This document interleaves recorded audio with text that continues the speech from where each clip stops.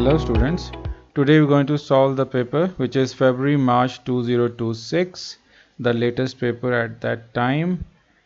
Today's date is April 25, 2026. So this is February March 2026 paper. You will be available with 1 hour 45 minutes, means 105 minutes to solve the paper, and the total marks for the paper are 90. Total marks for the paper are 90. Earlier, before that adjustment, students were available with only 90 minutes and 90 marks. So means per minute per mark was the standard of the paper. But now you are available with 15 minutes extra, so you can utilize that time to solve the paper. Okay, paper solve करते हैं. Number 1 question is incomplete records. Incomplete records का question है हमारे पास. As the Cambridge examiner जो है उसने already हमें identify किया हुआ है कि यार हमारे पास जो फर्स्ट क्वेश्चन होगा, question number 1, that is of 30 marks. जो हमारे पास क्वेश्चन नंबर 1 होगा, 30 मार्क्स का जो क्वेश्चन होगा हमारे पास, that will be from final accounts. वो एक फाइनल अकाउंट के टॉपिक से होगा. वो एक फाइनल अकाउंट के टॉपिक से होगा. Final account means you have to prepare financial statements. आपको फाइनेंशियल स्टेटमेंट्स बनानी होंगी, आपको उसमें फाइनेंशियल स्टेटमेंट्स बनानी होंगी. अब हमारे सिलेबस में, if you go through the syllabus, अब हमारे सिलेबस में इससे रिलेटेड जिसमें हमने income statement, statement of financial position यानी कि फाइनल अकाउंट्स बनाने होंगे, 4 टॉपिक्स हैं हमारे पास. Number 1 is sole trader. सबसे पहला हमारे पास है सोल ट्रेडर, जिससे ये क्वेश्चन सेट हो सकता है, सोल ट्रेडर.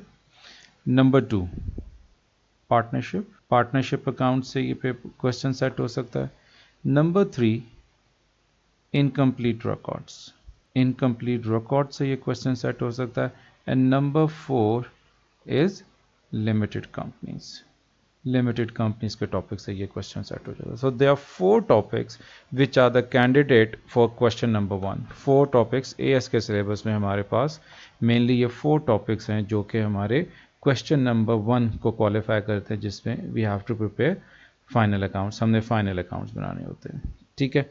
सो अगर स्टूडेंट हमारे पास ये 4 टॉपिक्स प्रिपेयर कर लेता है जो कि क्वेश्चन नंबर 1 को क्वालिफाई करते हैं, तो 30 मार्क्स स्कोर करना उसके लिए कुछ बेहतर हो जाएगा. क्वेश्चन सॉल्व करते हैं. H owns a retail business. H एक रिटेल बिजनेस ओन करता है. He does not maintain full set of accounting records. वो full set of accounting records नहीं बनाता. इट मीन्स इनकम्प्लीट रिकॉर्ड्स हैं उसके पास. अब जब भी इनकम्प्लीट रिकॉर्ड्स का क्वेश्चन हमारे पास आएगा, वो हमें एक स्ट्रक्चर होता है इनकम्प्लीट रिकॉर्ड के क्वेश्चन का. वो क्या स्ट्रक्चर होगा हमारे पास? वो कुछ ओपनिंग इन्फॉर्मेशन देगा आपको, कुछ रिसीट्स एंड पेमेंट्स देगा. जैसा ये देखें, ये सारी ओपनिंग इन्फॉर्मेशन है हमारे पास. कुछ रिसीट्स एंड पेमेंट्स देगा, मींस बैंक अकाउंट की इन्फॉर्मेशन देगा.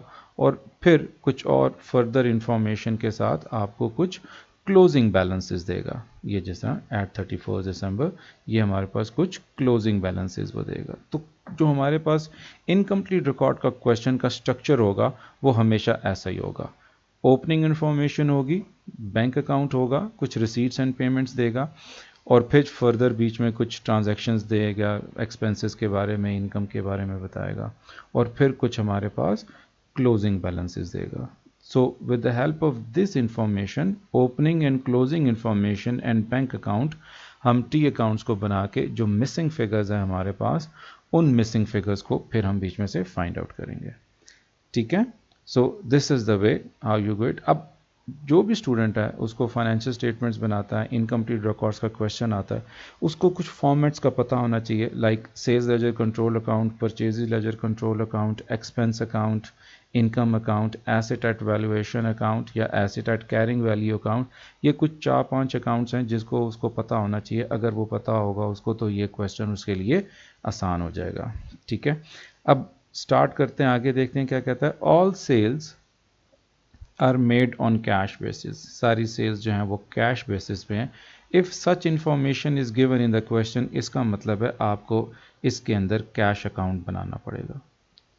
अगर वो क्वेश्चन में कह देता है कि सारी सेल्स कैश बेसिस पे हैं तो इसका मतलब है आपको इसके अंदर कैश अकाउंट बनाना पड़ेगा। फिर क्या कहता है हमारे पास, फिर कहता है जी purchases for goods for resale are made on cash and on credit as well, यानी कि वो कहता है जी कैश पे भी परचेजेस कर रहा हूँ और क्रेडिट पे भी परचेजेस कर रहा हूँ। ठीक है, यानी कि हमें टोटल परचेजेस इसमें से निकालनी होगी। अब कुछ ओपनिंग इन्फॉर्मेशन को देख लेते हैं। ओपनिंग इन्फॉर्मेशन में क्या क्या अवेलेबल है हमारे पास। उसने कहा जी बैंक है मेरे पास, बैंक लोन है, ठीक है, रीपेएबल 2028। अब किसी भी क्वेश्चन में फाइनेंशियल अकाउंटिंग के अकाउंटिंग के किसी भी क्वेश्चन में जो डेट है, जिस डेट के ऊपर वो फाइनेंशियल स्टेटमेंट्स एंड होनी है या जिस डेट के लिए हम फाइनेंशियल स्टेटमेंट्स बना रहे हैं, वो डेट बहुत इंपॉर्टेंट है। किसी भी क्वेश्चन के अंदर डेट बहुत इंपॉर्टेंट है। कहा जी हम फाइनेंशियल स्टेटमेंट्स हमारी बन रही हैं 31 दिसंबर 2025 के लिए, तो ये 1 जनवरी 2025 है, इसका मतलब है ये ओपनिंग इन्फॉर्मेशन है। अब 2028 में रीपेएबल है तो इसका मतलब है ये लॉन्ग टर्म लोन है। Furniture and equipment at carrying value. Carrying value is the latest term included by the Cambridge syllabus. अब वो पहले इसके लिए कौन सी टर्म यूज़ हो रही थी? पहले इसके लिए रिटन डाउन वैल्यू या नेट बुक वैल्यू की टर्म्स यूज़ हो रही थी। अब हमने ये दोनों टर्म्स यानी कि जो ओल्ड टर्म्स हैं रिटन डाउन वैल्यू या नेट बुक वैल्यू ये यूज़ नहीं करनी, हमने कैरिंग वैल्यू यूज़ करनी है। अब कैरिंग वैल्यू आती कहाँ से है हमारे पास? Carrying value means cost minus depreciation, cost minus depreciation. ये कॉस्ट में से डेप्रिसिएशन माइनस करेंगे तो जो आंसर हमारे पास बचेगा वो उसकी कैरिंग वैल्यू होगी। ठीक है, फिर इन्वेंट्री बता दी क्वेश्चन में, इसने कहा जी ये इन्वेंट्री हमारे पास means it is an opening inventory. Other payables यानी कि हमारे पास अक्रूड एक्सपेंसेस, बिजनेस के स्टार्ट में जनरल एक्सपेंस बता दिया उसने। अदर रिसीवेबल्स यानी कि प्रीपेड एक्सपेंसेस रेंट का बता दिया, ओपनिंग इन्फॉर्मेशन है। साथ हमें ट्रेड पेबल्स का बैलेंस दे दिया। तो ये हमारे पास कुछ ओपनिंग बैलेंसेस हो गए। फिर ओपनिंग बैलेंसेस के बाद अब इनकम्प्लीट रिकॉर्ड के क्वेश्चन में ये भी इंपॉर्टेंट चीज़ है कि आपको पता होना चाहिए कि कौन सी चीज़ मुझे कहाँ से मिलेगी, कौन सी इन्फॉर्मेशन मुझे कहाँ से मिलेगी। फॉर एग्जांपल ब्रॉड डाउन्स हैं तो वो ओपनिंग बैलेंसेस में से मिलेंगे, रिसीट्स या पेमेंट्स है तो वो बैंक अकाउंट से मिलेगी, क्लोजिंग बैलेंसेज हैं तो वो जो एंड पे क्लोजिंग बैलेंसेज गिवन होंगे वहाँ से मिलेंगे। तो पता होना चाहिए कौन सी इन्फॉर्मेशन कहाँ से मिलेगी, बिकॉज अब एक क्वेश्चन को एक आइटम को ढूंढने के लिए you won't be reading the whole question again and again. अब हमारे पास उसने बैंक अकाउंट बता दिया। बैंक अकाउंट में क्या आ गया हमारे पास, कुछ रिसीट्स हैं और कुछ पेमेंट है बैंक अकाउंट की। क्या क्या बता रहा है, कैश टेकिंग्स बता दी, मतलब कैश सेल्स बता दी।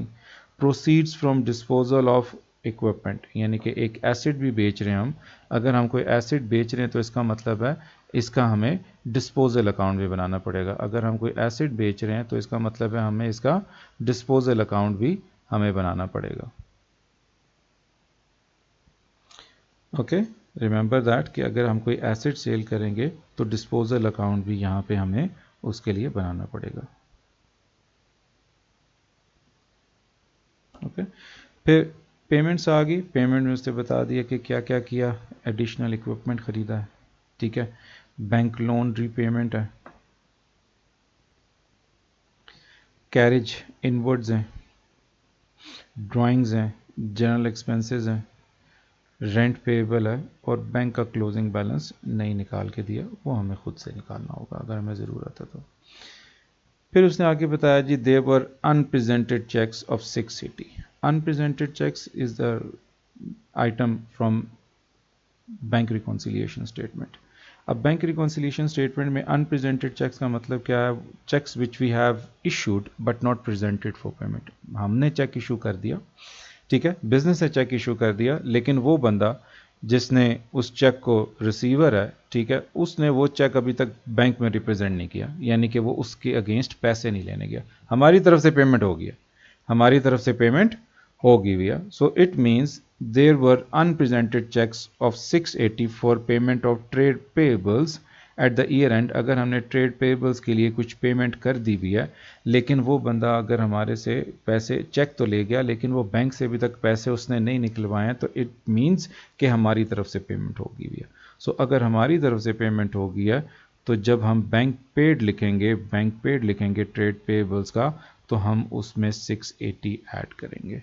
अगर हम जब बैंक पेएबल लिखेंगे, ठीक है, हम जब बैंक पेड लिखेंगे ट्रेड पेएबल्स का, तो उसमें ये 680 ऐड करेंगे, बिकॉज जिसको हमने पेमेंट किया वो बंदा ऑलरेडी हमारे से तो पैसे ले चुका, आगे अगर उसने जाके बैंक में उसको रिप्रेजेंट नहीं किया तो वो जब चाहेगा उसको रिप्रेजेंट कर देगा, लेकिन हमारी तरफ से पेमेंट होगी। तो हमने जो बैंक पेड में अमाउंट लिखनी है, दिस इज 36404, हम 36404 ट्रेड पेबल्स के लिए बैंक पेड लिखेंगे। ठीक है, फिर उसके बाद नेक्स्ट इन्फॉर्मेशन क्या कहता है हमारे पास, the payment of trade payables. उसने कहा जी जब हमने ट्रेड पेबल्स को पे किया, were made after deducting a cash discount, हमने जो पेमेंट उसको किया वो कैश डिस्काउंट यानी कि डिस्काउंट रिसीव्ड के बाद पेमेंट किया, विच इज़ 390, यानी कि जब हम ट्रेड पेबल्स का अकाउंट बनाएंगे तो उसमें हमने 390 का डिस्काउंट रिसीव भी लिखना है। फर्दर आगे चलते हैं, cash takings were banked before making the following payments, यानी कि हमने कैश पेमेंट को बैंक में जमा कराया, but before that we have done some payments. ठीक है, ड्राइंग्स की, purchases for goods for resale, ये कैश की पेमेंट की, वेजेस से भी हमने कैश की पेमेंट की, वेजेस के लिए भी हमने कैश की पेमेंट की। फिर उसके बाद मैंने इसे आपको क्वेश्चन के स्टार्ट में बताया था कि अगर हमारे पास वो क्वेश्चन में क्या देता है कि हमारे पास जो सेल्स हैं वो कैश बेसिस में, तो इसका मतलब है हमारा कैश अकाउंट बनेगा, तो कैश अकाउंट की भी इंफॉर्मेशन उसने हमें दे दी। फिर कहता है the equipment sold during the year had a carrying value, ये भी उसने हमारे लिए थोड़ी सी आसानी कर दी कि हमारे पास जो इक्विपमेंट सेल हो रहा है उसकी जो कैरिंग वैल्यू है, ठीक है, यानी कि carrying value I have explained earlier कि कैरिंग वैल्यू क्या होती है, carrying value means cost minus accumulated depreciation, के कॉस्ट में से डेप्रिसिएशन माइनस करें तो कैरिंग वैल्यू आती है। तो उसने कहा जिसकी कैरिंग वैल्यू जो है वो 800 है at the time of sale. Then कुछ क्लोजिंग इन्फॉर्मेशन उसने दे दी। क्लोजिंग इन्फॉर्मेशन में हमारे पास क्या क्या आ गया, number 1 furniture and equipment, furniture है हमारे पास और इक्विपमेंट है, विच इज़ वैल्यूड एट 19500, ये साल के एंड की वैल्यूएशन है। फिर उसने बता दिया क्या, रेंट है मेरे पास, रेंट क्या है, रेंट इज ओइंग, यानी कि क्लोजिंग बैलेंस रेंट का ओइंग है, यानी कि अक्रूड है, ओइंग है मतलब अक्रूड है, अक्रूड बैलेंस है हमारे पास। फिर general expenses for 770 were prepaid, और जो जनरल एक्सपेंस है हमारे पास 10 साल के एंड पे उसने बताया विच इज 770, लेकिन इट इज़ प्रीपेड, लेकिन इट इज़ प्रीपेड, तो ये हमारे पास प्रीपेड में चला जाएगा, यानी कि एसेट बनेगा। The balance of trade payables, यानी कि साल के एंड पे हमारे पास जो ट्रेड पेएबल्स का कैरी डाउन है, it is 5520। Inventory at the end of the year is 11434, ये हमारे साल की एंड की इन्वेंट्री अवेलेबल है, ये हमारे पास साल की एंड की इन्वेंट्री अवेलेबल है। ठीक है, so this is the total information about the question. अब देखते हैं हमारे पास वो जो इन्फॉर्मेशन, अब वो क्वेश्चन से हमें, मैंने आपको बता दिया कि किस किस का टी अकाउंट बनना है, यहाँ पे मेनली हमारे पास जिसका ओपनिंग या क्लोजिंग बैलेंस है हमें उसका टी अकाउंट बनाना है। ठीक है, हमें उसका टी अकाउंट बनाना है, तो हमारे पास किस किस का अकाउंट बन जाएगा, फर्नीचर का अकाउंट बनेगा, इन्वेंट्री का अकाउंट नहीं बनता, ट्रेड पेबल्स का यानी कि जनरल एक्सपेंस का अकाउंट बनेगा, रेंट का अकाउंट बनेगा, ट्रेड पेबल्स का अकाउंट बनेगा और फिर कैश का अकाउंट बनेगा। अब इसमें से जो अकाउंट क्वेश्चन की रिक्वायरमेंट होगी वो क्वेश्चन में हमें पूछ लेगा, अगर वो क्वेश्चन की रिक्वायरमेंट नहीं होगी हमें वो वर्किंग में बनाना पड़ेगा, फिर हमें वो वर्किंग में बनाना पड़ेगा। तो देखते हैं क्वेश्चन में उसने हमें इसमें से क्या क्या information as a requirement of question मांग लिया, बाकी फिर हम वर्किंग में बनाएंगे। अब इसमें उसने कहा part A, calculate the total purchases, उसने कहा जी टोटल परचेजेज निकाल के दे दें। तो टोटल परचेजेज हमारे पास किस तरह बनेगी, total purchases is from total credit purchases plus total cash purchases, ये टोटल परचेजेज होंगी। अब फॉर दैट रीज़न हमें इसका ट्रेड पेएबल्स कंट्रोल अकाउंट बनाना पड़ेगा, हमें ट्रेड पेएबल्स कंट्रोल अकाउंट बनाना पड़ेगा, हमें ट्रेड पेएबल्स कंट्रोल अकाउंट बनाना पड़ेगा। ठीक है, ट्रेड पेएबल्स कंट्रोल अकाउंट या purchases ledger control account, trade payables control account या परचेजेज लेजर कंट्रोल अकाउंट। अब it is a trade payables control account means हमारी liability है, सो इसका ब्रॉड डाउन हमारे पास क्रेडिट साइड पे होगा। इसका ब्रॉड डाउन हमारे पास क्रेडिट साइड पे होगा। तो ब्रॉड डाउन कितना आ जाएगा हमारे पास ट्रेड पेबल्स का, ये गिवन है क्वेश्चन में 4914 is your brought down. So will write 4914 and it will be a brought down. Now we'll find out credit purchases. Credit purchases हमारे पास credit side पे brought down बनेगा, credit purchases हमारे पास credit side पे brought down बनेगा, credit purchases ये हमारा balance निकलेगा इसमें से। Now we'll write bank paid. अब बैंक पेड हम ऑलरेडी कैलकुलेट कर चुके हैं, मैंने आपको बताया था जो अनप्रेजेंटेड चेक्स हैं वो हमारे पास बैंक पेड में ऐड होंगे। तो ट्रेड पेबल्स को हमने कितना पे किया 35724 plus 680, 35724 plus 680 it will become कितना बन जाएगा ये 36404, ये हमारे पास आ जाएगा 36404, 36404। So being on the safe side हम साथ साथ वर्किंग भी शो करें। साथ ही सेकंड इंफॉर्मेशन में उसने बताया था कि मेरे पास डिस्काउंट रिसीव्ड भी है, डिस्काउंट रिसीव्ड भी है। अब डिस्काउंट रिसीव्ड कितना हमारे पास क्वेश्चन में, it is given at the end of the question. मैंने कहा था यार ये मेरे पास, अब हमने ये एडजस्टमेंट भी देख ली, डिस्काउंट रिसीव्ड की एडजस्टमेंट भी देख ली, which is 390। Discount received is 390, discount receive भी लिख लिया 390।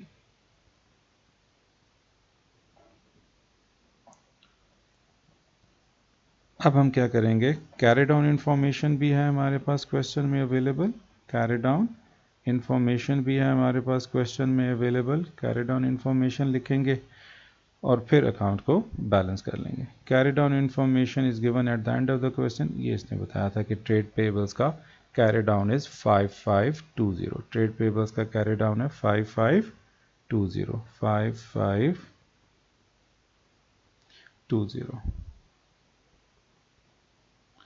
अकाउंट को बैलेंस कर लेंगे, जो बैलेंस करेंगे फिर जो आंसर आएगा वो हमारी बैलेंसिंग फिगर होगी, वो हमारी बैलेंसिंग फिगर होगी and that will B credit purchases. तो 36404 प्लस 390 प्लस 5520 ये बन जाएगा 42314, 42314, 42314, bigger total on both the sides.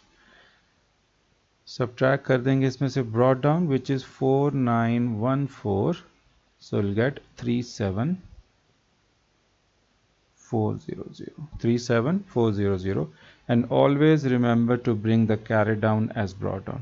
Marking schemes में हमारे पास देखेंगे कि कैरी डाउन का नंबर नहीं गिवन होता, हमेशा उससे ब्रॉड डाउन का नंबर गिवन होता है। ठीक है, कैरी डाउन का नंबर नहीं गिवन होता, उसकी जगह ब्रॉड डाउन का नंबर गिवन होता। तो always remember to bring carry down as brought down, carry down को ब्रॉड डाउन जरूर बनाना है, 1 मार्क होता है इसका। ठीक है, अगर ये वर्किंग होती तो हमें ज़रूरत नहीं थी, लेकिन it is a requirement of a question, तो हमें यहाँ पे करना। सो हमने ट्रेड पेबल्स कंट्रोल अकाउंट बना लिया। अगर इसके अंदर और भी कोई इंफॉर्मेशन होती ट्रेड पेबल से रिलेटेड, वो भी हम बीच में, जैसा रिटर्न आउटवर्ड्स हो सकता था, सेट ऑफ कॉन्ट्रा हो सकता था, इंटरेस्ट हो सकता था, कोई भी ऐसी इंफॉर्मेशन होती जो ट्रेड पेबल्स कंट्रोल अकाउंट से रिलेट करती, हम उसको अगर क्वेश्चन में होती तो हम इसको यहाँ पे इंक्लूड करते।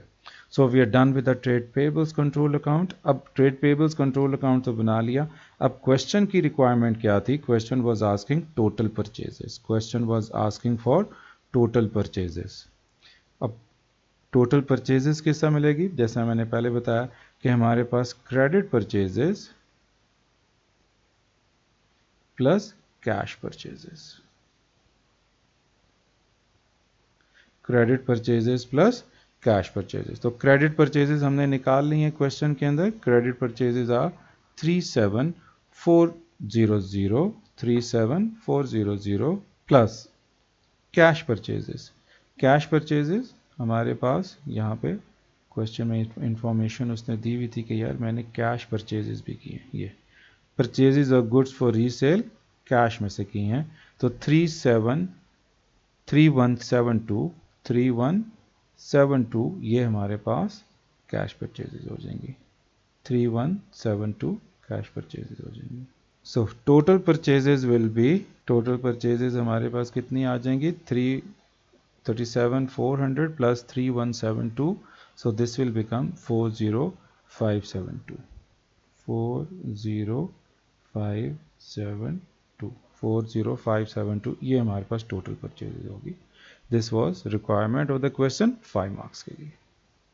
ठीक है, देन वी मूव फॉरवर्ड, आगे चलते हैं, देखते हैं और क्या रिक्वायरमेंट है। अब उसने कहा जी statement of profit and loss बना दो, यानी कि इनकम स्टेटमेंट बनानी है। अब मैंने आपको बताया था कि इसके अंदर कौन कौन से टी अकाउंट बनेंगे। अब कौन कौन सा टी अकाउंट है, मेरे पास कैश का अकाउंट रहता है, फर्नीचर का अकाउंट रहता है, ट्रेड पेबल्स और ट्रेड रिसीव और अदर पेबल्स और अदर रिसीवेबल्स का अकाउंट रहता है। अभी वो भी बनाने। अब हमारे पास क्वेश्चन में उसने श्योरली कोई ना कोई हमारे पास स्पेस दी हुई होती है, जिससे ये देखें वर्किंग के लिए उसने हमें स्पेस दी हुई है कि वर्किंग निकाल के दें, रेवेन्यू निकालना है, कॉस्ट ऑफ सेल्स निकालने के लिए वर्किंग की स्पेस दी हुई है, डेप्रिसिएशन निकालने के लिए वर्किंग की स्पेस दी हुई है, जनरल एक्सपेंस निकालने के वर्किंग स्पेस दी हुई है, रेंट के लिए भी वर्किंग स्पेस दी हुई है। तो हम इसी वर्किंग स्पेस को यूटिलाइज करेंगे, हम इसी वर्किंग स्पेस को यूटिलाइज करेंगे और फिर अपना क्वेश्चन यहाँ पे सॉल्व करते हैं। ठीक है, अब क्या मैंने बताया था आपको, अगर क्वेश्चन सेल्स के हमारे पास सारी इंफॉर्मेशन जो है वो, अगर सारी सेल्स जो हैं वो कैश बेसिस पे हैं, अगर सारी सेल्स जो हैं वो कैश बेसिस पे हैं, तो इसका मतलब है हमें क्या बनाना पड़ेगा, हमें टी अकाउंट बनाना पड़ेगा, हमें कैश का अकाउंट बनाना पड़ेगा। ठीक है, अब फॉर दैट रीज़न हमें कैश का अकाउंट बनाने के लिए, अब क्वेश्चन के अंदर कैश का ब्रॉड डाउन तो नहीं है हमारे पास, कैश का ब्रॉड डाउन तो नहीं है हमारे पास, यहाँ से हम नहीं ले सकते कैश का ब्रॉड डाउन, तो कैश के ब्रॉड डाउन के अगेंस्ट ही हमें उसके बगैर ही इसको टी अकाउंट स्टार्ट करना पड़ेगा। अब कैरी डाउन भी हमारे पास अवेलेबल नहीं है, क्योंकि उसने कहा कि जितनी भी सेल्स होती हैं वो सारे के सारे पैसे हम बैंक में जमा कराते हैं, जितनी भी सेल्स होती हैं सारे के सारे पैसे बैंक में जमा कराते हैं।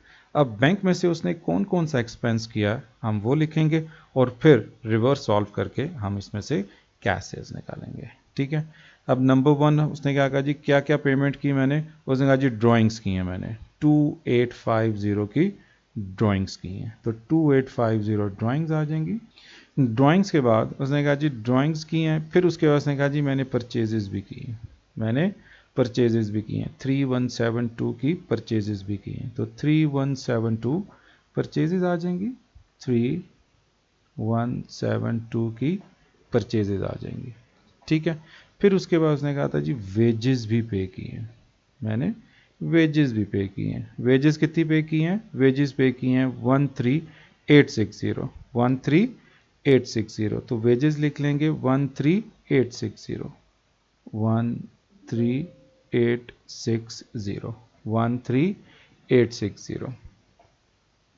अब वेजेस के बाद एक और ट्रांजैक्शन उसने हमें दी हुई थी क्वेश्चन के अंदर, बैंक अकाउंट के अंदर उसने बताया था मैंने कुछ पैसे बैंक में जमा कराए। ठीक है, कुछ पैसे बैंक में आए, यानी कि रिसीट्स में कैश टेकिंग्स, रिसीट्स में कैश टेकिंग्स जो बैंक में डिपॉजिट हुई हैं, रिसीट्स में आई हैं कैश टेकिंग्स जो बैंक में डिपॉजिट हुए हैं, यानी कि वो अमाउंट जो हमने कैश से बैंक में डिपॉजिट किया, इसको हम कहेंगे कैश बैंक्ड, इसको हम कहेंगे cash banked, which is 79320, which is 79320, और जो कैश बैंक्ड है वो हमारे पास पेमेंट में आएगा, कैश बैंक्ड। ठीक है, कैश बैंक्ड हमारे पास कितना आ जाएगा, 79320, 79320। अब ये सारी इंफॉर्मेशन जो हमारे पास कैश से रिलेटेड थी वो हमने लिख ली, सारी पेमेंट्स हैं, मैंने आपको बताया रिवर्स सॉल्व करेंगे, हम अपने एक्सपेंसेस से अपनी इनकम तक पहुंचेंगे, हम अपने एक्सपेंसेस से अपनी इनकम तक पहुंचेंगे। अब सब एक्सपेंसेस को जो हमने कैश में किए हुए हैं उसको टोटल करेंगे, तो we will find out cash sales. हम जितने भी हमारे कैश के एक्सपेंसेस हैं हम इनको टोटल करेंगे तो हमें कैश सेल्स मिलेंगी। ठीक है, यानी कि 2850 प्लस 3172 प्लस 13860 प्लस 79320, तो ये आ गया हमारे पास 99202, 99202, 99202, so this will be your cash sales। ये हमारे पास कैश सेल्स आ जाएंगी जो हमने टी अकाउंट में से अपने लिए मिसिंग फिगर फाइंड किया। This is your cash sales, your missing figure. अब कैश अकाउंट बनाने के बाद आगे उसने हमें खुद ही बताया कि यहाँ पे जी cash cost of sales calculate करें। अब कॉस्ट ऑफ सेल्स कैलकुलेट करने के लिए what do we need, we need opening inventory, हमें ओपनिंग इन्वेंट्री की ज़रूरत है, परचेजेस की ज़रूरत है, फिर हमें कैरेज इनवर्ड्स क्वेश्चन में गिवन है, क्लोजिंग इन्वेंट्री है, तो will find out cost of sales. So सारी इंफॉर्मेशन जो हमें क्वेश्चन में अवेलेबल है वो यहाँ पे लिखते हैं। Opening inventory given at the start of the question which is 8792, so 8792 opening inventory आ गई। परचेजेस हमने निकाली हैं, टोटल परचेजेस हमने निकाली हैं, टोटल परचेजेस दे आर 40572, 40572, तो 40572 हमारी परचेजेस हैं, 40572 ये हमारी टोटल परचेजेस है। Carriage inwards was given in the question, हमारे पास कैरेज इनवर्ड्स है क्वेश्चन के अंदर। कैरेज इनवर्ड्स 148, तो कैरेज इनवर्ड चला जाएगा हमारे पास ट्रेडिंग अकाउंट में 148 लेस क्लोजिंग इन्वेंट्री। अब क्लोजिंग इन्वेंट्री हमारे पास क्वेश्चन के एंड पे गिवन होती है यार, क्लोजिंग इन्वेंट्री कितनी है। सो फॉर दैट क्वेश्चन हमारे पास क्लोजिंग इन्वेंट्री गिवन है 11434, 11434, 11434। अब opening inventory at purchases less closing inventory करेंगे तो will get at carriage inwards, less closing inventory करेंगे we will get cost of sales. So 8792 plus 40572 plus 148 minus 11434, so we'll get 38078, 38078. So this will be your cost of sales. So this will be your cost of sales. ये हमारे पास हमारी cost of sales आ जाएगी, ये हमारी cost of sales आ गई। ठीक है, मैंने आपको बताया था कि जो जो इन्फॉर्मेशन हमारी रिक्वायर्ड है वो टी अकाउंट्स हैं। अब कुछ टी अकाउंट्स हमारे क्वेश्चन की रिक्वायरमेंट होगी वहाँ से बना लेंगे, और कुछ टी अकाउंट अगर क्वेश्चन की रिक्वायरमेंट नहीं होगी तो वो वर्किंग में हमें सॉल्व करना पड़ेंगे। अब ये दो वर्किंग्स होगी। अब डेप्रिसिएशन, मैंने आपको बताया था डेप्रिसिएशन का हमें टी अकाउंट बनाना पड़ेगा। अब दो कंडीशंस होती हैं हमारे पास नॉर्मली क्वेश्चन के अंदर, जिसमें हमें कैसे पता चलेगा, स्टूडेंट नॉर्मली पूछते हैं कि हमें टी अकाउंट सर हमें कैसे पता चलेगा कि टी अकाउंट हमने बनाना है एसेट का या हमें नहीं बनाना।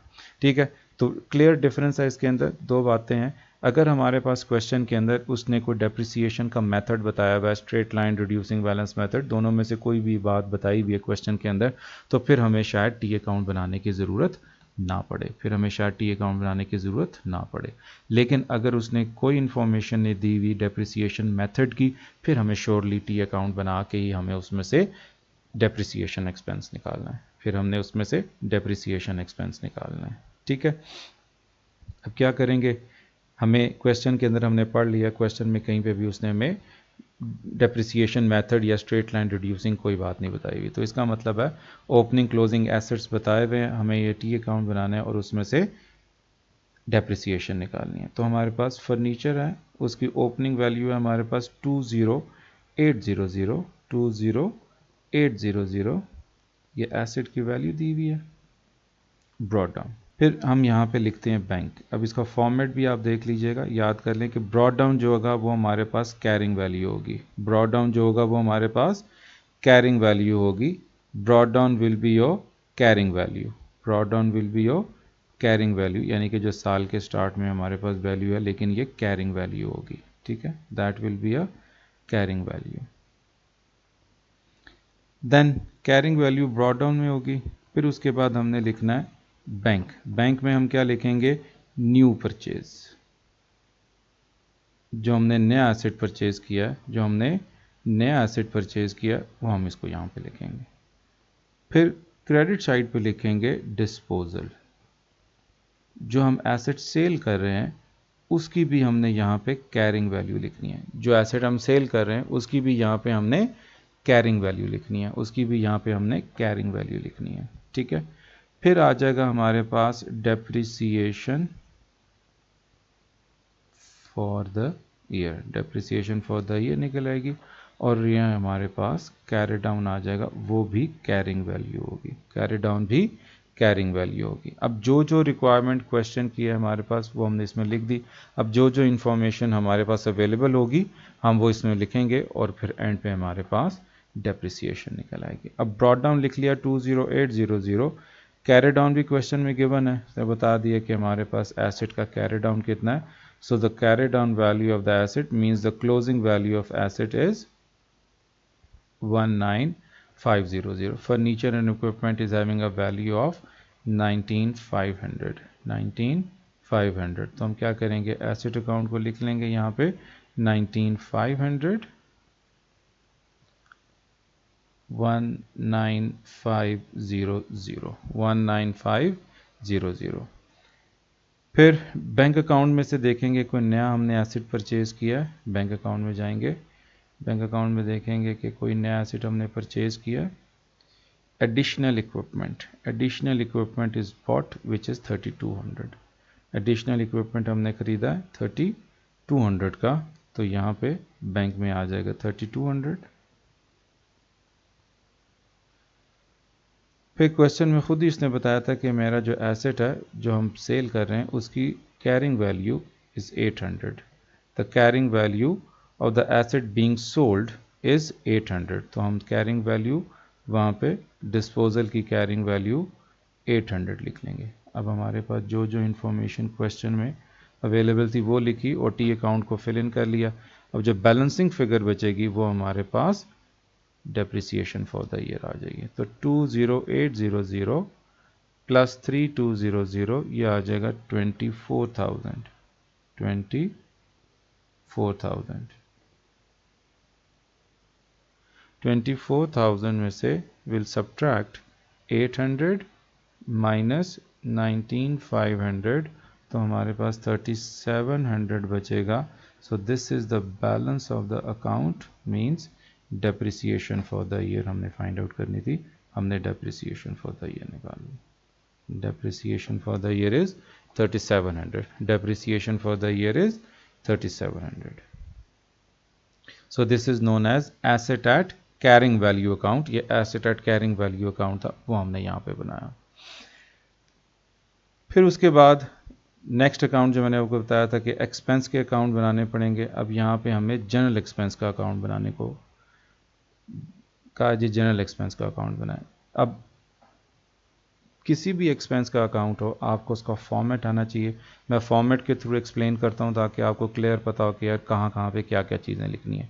तो हमारे क्वेश्चन में जो जो इन्फॉर्मेशन होगी हम उसको पुट कर लेंगे, बाकी आपको पता हो कि यार फॉर्मेट कैसा है। अब अगर हमारे पास प्रीपेड एक्सपेंस है तो हमारे पास यहाँ पे लिखा होगा ब्रॉड डाउन एडवांस, तो कैरी डाउन एडवांस यहाँ पे आ जाएगा। ब्रॉड डाउन एडवांस इधर, कैरी डाउन एडवांस इधर। ओइंग लाइबिलिटी है हमारे पास, तो ब्रॉड डाउन ओइंग या अक्रूड, ब्रॉड डाउन ओइंग या ब्रॉड डाउन अक्रूड हमारे पास इधर आ जाएगा, और कैरी डाउन अक्रूड या कैरी डाउन ओइंग हमारे पास डेबिट साइड पे आ जाएगा।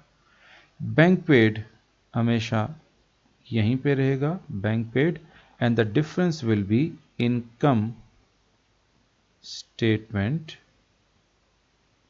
बैलेंस, यानी कि एक्सपेंस अकाउंट निकलेगा। इनकम स्टेटमेंट का एक्सपेंस अकाउंट का बैलेंस निकलेगा। ठीक है, अब हम देखते हैं कि जनरल एक्सपेंस से रिलेटेड जो जो इन्फॉर्मेशन है क्वेश्चन में पुट करेंगे और अपना जनरल इनकम स्टेटमेंट का बैलेंस निकालेंगे। ठीक है, अब देखते हैं हमारे पास क्या क्या इन्फॉर्मेशन है जनरल एक्सपेंस से रिलेटेड। जनरल एक्सपेंस का हमारे पास ब्रॉड डाउन है other payables general expense. Other payables मतलब ये ओइंग है हमारे पास, अक्रूड बैलेंस है, तो 183 हमारे पास अक्रूड यानी कि क्रेडिट साइड पे चला जाएगा। 183 हमारे पास अक्रूड क्रेडिट साइड पे चला जाएगा।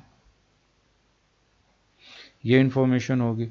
फिर उसके बाद हमने देखना है कि बैंक से कितना पे किया ड्यूरिंग द ईयर। हमने बैंक से कितना पे किया, जनरल एक्सपेंस हमने बैंक से कितना पे किया, तो general expense paid from bank is this much 4410। 4410 so bank paid आ जाएगा हमारे पास 4410। हम टी अकाउंट बनाना ज़्यादा बेहतर है, टी अकाउंट बनाना ज़्यादा बेहतर है, बिकॉज कोई भी इंफॉर्मेशन होगी अगर हम इसको हॉरिजॉन्टली सॉल्व करने की कोशिश करेंगे तो अक्सर मिस्टेक हो जाती है। तो बेहतर है इसके हम उसको बेटर है कि हम इसको टी अकाउंट के थ्रू सॉल्व करें। अब ब्रॉड डाउन एडवांस हमारे पास नहीं था, ठीक है। अब देखते हैं कि कैरी डाउन इन्फॉर्मेशन में हमारे पास कौन कौन सी इन्फॉर्मेशन क्वेश्चन में गिवन है जनरल एक्सपेंस से रिलेटेड। क्लोजिंग इन्फॉर्मेशन क्या है, अब यहाँ पे हमारे पास जहाँ पे क्लोजिंग इन्फॉर्मेशन थी उसने बताया थी जी हमारे पास जनरल एक्सपेंस 770 वो प्रीपेड, जनरल एक्सपेंस 770 प्रीपेड है, जनरल एक्सपेंस 770 प्रीपेड है, प्रीपेड मतलब वक्त से पहले दिया हुआ। तो कैरी डाउन हमारे पास एडवांस है 770, कैरी डाउन एडवांस इज 770। अब कैरी डाउन एडवांस हमारे पास क्रेडिट साइड पे आता है and it is 770 and it is 770। अब ये इंफॉर्मेशन हमारे पास थी क्वेश्चन के अंदर जो हमने लिख ली। फिर उसके बाद क्योंकि अगर इस किस्म की इंफॉर्मेशन को आप हॉरिजॉन्टली सॉल्व करेंगे तो बहुत ज़्यादा चांस है कि आप इसको गलत कर लेंगे, ठीक है। तो 4410 इसका टोटल है, 4410 is the total of the account minus 183 minus 770, तो हमारे पास आंसर आ जाएगा 3457, 3457 और ये हमारे अकाउंट का बैलेंस है and this is the answer of the account के हमारे पास हमने इसमें से जो मिसिंग फिगर निकालनी थी बिकॉज क्वेश्चन क्या चल रहा है इनकम्प्लीट रिकॉर्ड्स। इनकम्प्लीट रिकॉर्ड्स में हमने क्या करना है, हमने मिसिंग फिगर्स फाइंड आउट करनी है, हमने मिसिंग फिगर्स फाइंड आउट करनी है, टी अकाउंट बना के वर्किंग करके कुछ ना कुछ करके हमने मिसिंग फिगर्स निकालनी। तो जनरल एक्सपेंस की भी मिसिंग फिगर निकाल ली। अब उसके बाद लास्ट जो वर्किंग में भी उसने खुद ही बताया हुआ है, ठीक है, कि किस किस को अकाउंट बनाना है। अब रेंट का अकाउंट बनाना है, रेंट का अकाउंट भी उसी तरह ही एक्सपेंस अकाउंट बनेगा जैसा ऊपर बनाया हमने, brought down advance, brought down advance आ जाएगा इधर और इधर आ जाएगा ब्रॉड डाउन ओइंग या अक्रूड, कैरी डाउन ओइंग या अक्रूड इधर आएगा और कैरी डाउन एडवांस इधर आ जाएगा क्रेडिट साइड पे। Bank paid will be on the debit side T account में और इनकम स्टेटमेंट का, इनकम स्टेटमेंट का हमारे पास एक्सपेंस का बैलेंस बनेगा यहाँ। अब जो जो इन्फॉर्मेशन रेंट से रिलेटेड है यहाँ पे लिखते जाएंगे और फिर अकाउंट को बैलेंस कर लेंगे। अब रेंट का देखते हैं, ओपनिंग बैलेंस क्या हमारे पास अवेलेबल है, रेंट का ओपनिंग बैलेंस। तो the rent opening balance is other receivable, other receivable का मतलब 320 हमारा एसेट है, करंट एसेट्स है, ब्रॉड डाउन एडवांस है। तो other receivable broad down advance 320, broad down advance 320, broad down advance है 320 यानी कि ब्रॉड डाउन ओइंग नहीं दिया हुआ। फिर उसके बाद क्लोजिंग इन्फॉर्मेशन और बैंक पेड हमने देखना है कितना बैंक पेड है, बैंक अकाउंट में चले जाएंगे देखने के लिए कि कितना बैंक पेड है, ठीक है। रेंट का कितना बैंक पेड है 8380, 8380 हमारे पास बैंक पेड है, 8380 हमारे पास बैंक पेड है। तो बैंक पेड हम लिख देंगे 8380, ठीक है। फिर उसके बाद क्लोजिंग इन्फॉर्मेशन देखेंगे कि हमारे पास रेंट की क्लोजिंग इन्फॉर्मेशन क्या है। अब रेंट की क्लोजिंग इन्फॉर्मेशन हमारे पास गिवन है क्वेश्चन के अंदर, रेंट 510 ओइंग है, रेंट 510 ओइंग है मीन्स अक्रूड है। तो 510 कैरी डाउन अक्रूड आ जाएगा, 510 कैरी डाउन अक्रूड आ जाएगा। तो कैरी डाउन अक्रूड लिख लेंगे 510, ये रेंट अकाउंट है, ये कैरी डाउन अक्रूड आ जाएगा 510। अब अकाउंट को बैलेंस कर लेंगे, जो जो इन्फॉर्मेशन क्वेश्चन में थी हमने उसको लिखा। अब अकाउंट को बैलेंस करेंगे and balancing figure will be expense account. So 8380 plus 510 it is 9210, 9210, 9210 और हमारे पास बैलेंसिंग फिगर आ जाएगी 9210। अब ये सारी फिगर्स हमने निकाल लें, बीच में से सारी फिगर्स हमने बीच में से निकाल लें, ठीक है। फिर मैंने आपको बताया था लास्ट वर्किंग, आपको बताया था अगर किसी क्वेश्चन में हमने एसेट को सेल किया तो हमें उसका प्रॉफिट या लॉस निकालना होगा। अब क्वेश्चन में उसने खुद ही कुछ बेसिक इन्फॉर्मेशन हमें खुद ही दे दी थी कि हमारे पास प्रॉफिट या लॉस ऑन डिस्पोजल हम कैसे निकाल लेंगे। तो प्रॉफिट या लॉस ऑन डिस्पोजल मतलब उसने हमारे पास एसेट की कैरिंग वैल्यू भी दे दिया और जितने पे सेल हुआ वो भी दे दिया, ठीक है। तो एसेट के हमने कितने का सेल किया, एसेट हमने सेल किया, उसने बताया जी proceed from sale of asset is 945। हमने 945 का एसेट सेल किया, हमने 945 का एसेट सेल किया। अब 945 का अगर हमने एसेट सेल किया है और उसकी बुक वैल्यू क्या है, उसकी बुक वैल्यू क्या है या कैरिंग वैल्यू कितनी है, तो हमारे पास एसेट की कैरिंग वैल्यू उसने क्वेश्चन में बता दी थी। उसने कहा जी हमारे पास जो एसेट हमने बेचा उसकी जो कैरिंग वैल्यू है वो 800 है, जो उसकी कैरिंग वैल्यू है वो 800 है। तो हमने क्या किया, अगर किसी एसेट की कैरिंग वैल्यू 800 है यानी कि उसकी बुक्स में वैल्यू 800 है और हमने उसको 945 में सेल किया, तो हमें क्या होगा, प्रॉफिट या लॉस, हमें होगा इसके ऊपर प्रॉफिट। तो profit on sale of asset, so profit on sale of asset it will be 145, हमें 145 का प्रॉफिट होगा, हमें 145 का प्रॉफिट होगा। अब हम क्या करते हैं, ये जितनी भी हमने वर्किंग्स की हुई हैं हम इन सब वर्किंग्स का नंबर दे देते हैं, this is number 1, this is number 2, depreciation is working number 3, ताकि हम इसका रेफरेंस क्वेश्चन में भी दे सकें, this is working number 3, general expense is working number 4, rent is working number 5, and profit on sale of asset is working number, sorry this is working number 6, this is working number 6. So all the workings are done, ठीक है, सारी workings हमने कर ली हैं। अब हमें simply income statement इसकी बनानी है। अब इनकम स्टेटमेंट के लिए स्पेस उसने हमें दी हुई है, इनकम स्टेटमेंट स्पेस भी दी हुई है, हेडिंग भी बना के उसने दी हुई है। What do we have to do, हमने अब क्या करना है, हमने इसकी इनकम स्टेटमेंट बनानी है। अब इनकम स्टेटमेंट बनाने के लिए क्या करेंगे, दो कॉलम्स बना लेंगे, दो कॉलम्स बना लेंगे, दो कॉलम्स बना लेते हैं, ठीक है, डॉलर साइन लगाते हैं, ये दो कॉलम्स आ गए। So start of with the revenue, start of with the revenue, revenue कितना हमारे पास, कैश सेल्स, हमने कैश सेल्स निकाली हुई हैं, हमने कैश सेल्स निकाली हुई हैं, कितनी है हमारे पास, वर्किंग नंबर 1 99202, 99202, ये हमारे पास वर्किंग नंबर 1 से आंसर आ रहा है। Less cost of sales, cost of sales हमारे पास वर्किंग नंबर 2 है, उसने कहा था इसकी वर्किंग करो, हमने कर ली थी 38078। Revenue less cost of sales is your gross profit. So gross profit कितना आ गया, 99202, 99202 में से माइनस कर देंगे 38078, तो हमारे पास क्या आंसर आ जाएगा, this will be 61124, 61124, 61124।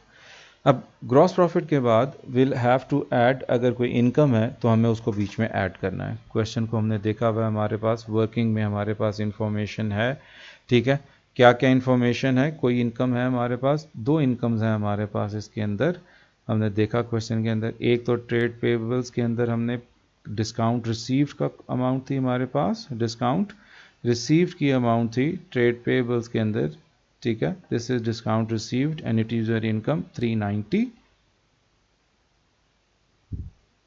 discount received, add discount received,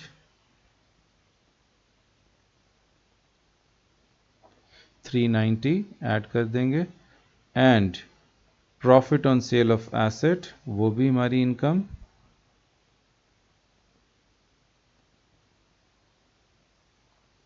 profit on sale of asset वो भी हमारी इनकम, अभी हमने निकाली, what was that figure, you have to keep the question, अपने थोड़ा सा शॉर्ट टर्म मेमोरी में क्वेश्चन रखना है कि क्या क्या इंफॉर्मेशन है क्वेश्चन के अंदर। For efficient solving the question आपको थोड़ा सा क्वेश्चन को अपनी शॉर्ट टर्म मेमोरी में रखना होगा कि यार हमारे पास क्या क्या इंफॉर्मेशन क्वेश्चन में गिवन थी। So you will be able to solve question very efficiently. अगर वो इंफॉर्मेशन जो बेसिक छोटी छोटी इंफॉर्मेशन हमारे पास क्वेश्चन में है और आपके जहन में नहीं, या फिर कोई चीज़ मिस आउट हो जाएगी, तो it will be a problem. तो 61124 plus 390 plus 145, so you will get 61659, 61659। अब इसमें से हमने क्या करना है, लेस कर देंगे एक्सपेंसेस, लेस कर देंगे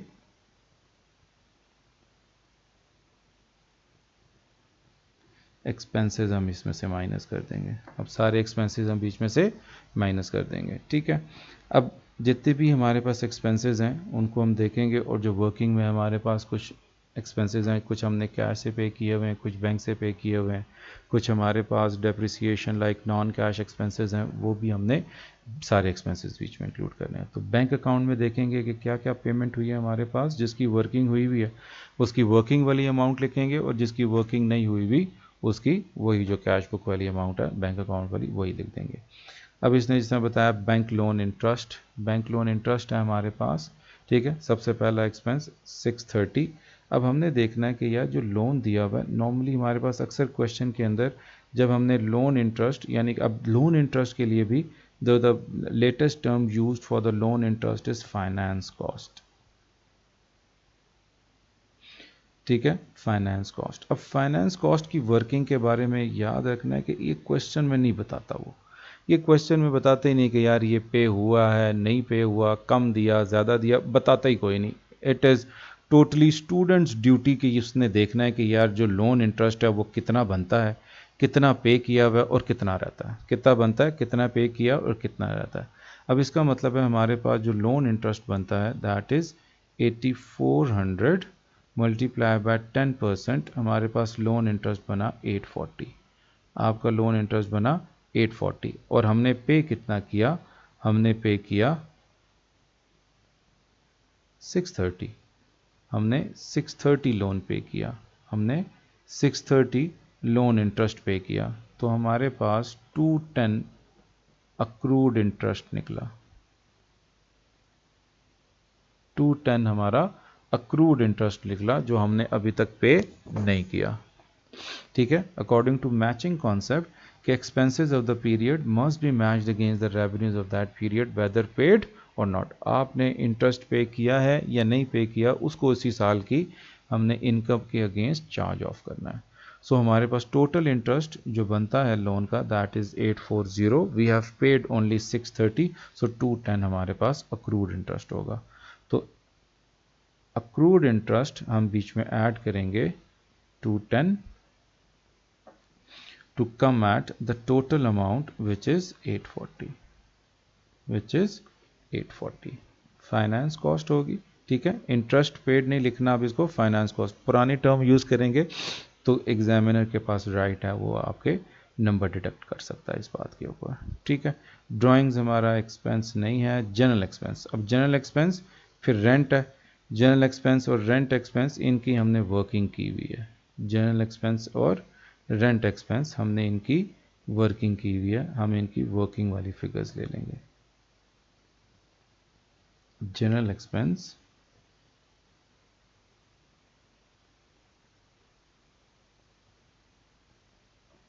and rent expense.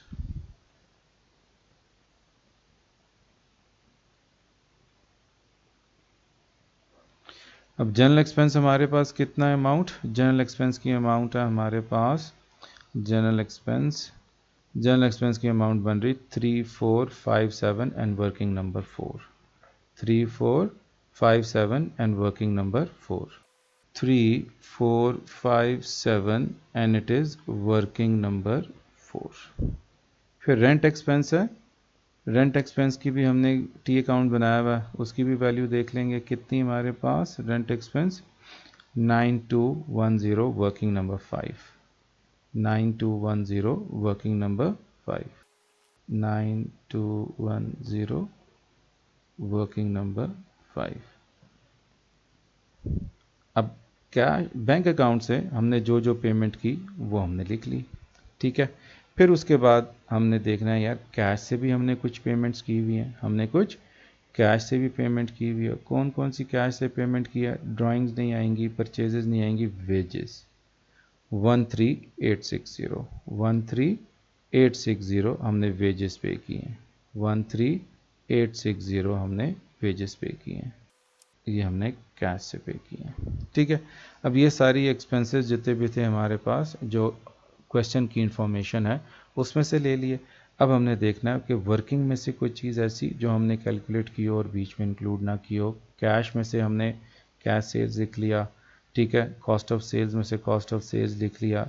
Depreciation for the year हमने 3700 नहीं लिखी, हमने वो देखनी है कि depreciation for the year is 3700, हम वो लिखें डेप्रिसिएशन फॉर द ईयर, ठीक है। अब डेप्रिसिएशन फॉर द ईयर लिखने के बाद देखेंगे कि और कोई वर्किंग में से ऐसी तो आइटम तो कोई नहीं हमारे पास। डेप्रिसिएशन लिख लिया, फिर उसके बाद जनरल एक्सपेंस की वैल्यू लिख ली, रेंट की वैल्यू लिख ली, फिर उसके बाद profit on sale of asset लिख लिया। यही सारी वर्किंग्स थी। अब हमने इन सारी चीज़ों को लिख लिया। फिर उसके बाद हमने क्या करना है, being on the safe side, फिर भी हम क्या करेंगे, हम एक लाइन छोड़ के अपना अकाउंट को यहाँ पे क्लोज करेंगे, एक लाइन छोड़ के अकाउंट को क्लोज करेंगे and we will write profit for the year. अब profit for the year, profit calculate करेंगे। प्रॉफिट कैसे कैलकुलेट होगा? कॉस्ट ऑफ सेल्स हमारे पास है, रेवेन्यू हमारे पास था, हमने प्रॉफिट ग्रॉस प्रॉफिट निकाल लिया, ग्रॉस प्रॉफिट में अदर इनकम थी वो भी ऐड कर ली। अब हम क्या करेंगे, एक्सपेंसेस को टोटल करेंगे, हम अपने एक्सपेंसेस का टोटल करेंगे। एक्सपेंसेस कितने हैं हमारे पास, 840 प्लस 3457 प्लस 9210 प्लस 13860 प्लस 3700। सो ये हमारे पास बन जाएंगे, टोटल विल बी 31067। अब 31067 को हम सब्ट्रैक्ट कर लेंगे ग्रॉस प्रॉफिट में से 61659। सो हमारे पास प्रॉफिट फॉर द ईयर आ जाएगा 30592, 30592 हमारे पास प्रॉफिट फॉर द ईयर आ जाएगा, 30592 हमारे पास प्रॉफिट फॉर द ईयर आ जाएगा। So this is your total income statement, statement of profit and loss account for the year ended 31st December 2025। जो जो workings की हैं उनका वर्किंग का नंबर यहाँ पे रेफ़र करना। अगर कुछ वर्किंग हमने की हुई हैं और उसका यहाँ पे प्लस माइनस आंसर भी सॉल्व करके लिख सकते हैं, जस्ट टू मेक श्योर कि एग्जामिनर को पता है कि यार मैंने प्रॉपर वर्किंग भी की हुई है, सबको रिप्रेजेंट भी किया हुआ है। बेनिफिट ऑफ डाउट लेने के लिए अगर कोई मिस्टेक हो जाती है उसके लिए भी, और अपनी श्योरिटी के लिए कि यार मैंने सारा काम करके अच्छे तरीके से एग्जामिनर को रिप्रेजेंट भी किया हुआ है। इनकम स्टेटमेंट बनाने के बाद हमारे पास नेक्स्ट पार्ट आता है। अब कुछ थ्योरेटिकल पार्ट है इसके अंदर। थ्योरेटिकल के लिए थोड़ा सा पहले से कुछ आंसर्स मेंशन किए हुए हैं। तो कहता है क्या, explain with reference to the relevant accounting concept how drawings are treated in the financial statements of a business. की ड्राइंग्स जो हैं वो हमने कैसे डील करेंगे हम फाइनेंशियल स्टेटमेंट्स में, ठीक है। और अकाउंटिंग कॉन्सेप्ट कौन सा रेलेवेंट अकाउंटिंग कॉन्सेप्ट है जो कि हम यहाँ पे अप्लाई कर सकते हैं।